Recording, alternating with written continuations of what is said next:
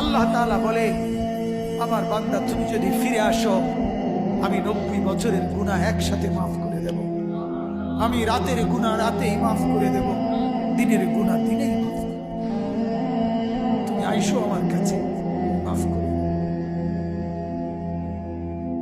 এজন্য আমার ভাই, আল্লাহ তাআলা বলেন আমি তো এমনিই মাফ করে দেই, সামান্য আযাব আর মুসিবত দেই, সেটা গুনার কারণে দেই।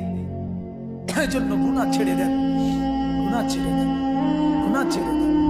সুদের লেনদেন করবেন না। কেন সুদ খাবেন বাপ? কেন সুদ খাবেন? কেন সুদের লেনদেন করবেন?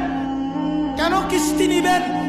কিস্তি আর সুদ তো বরাবর, কিস্তিও হারাম, সুদও হারাম, স্পষ্ট হারাম। আপনি শুধু এটা আমাকে উত্তর দেন, কুকুরের গোশত হালাল না হারাম?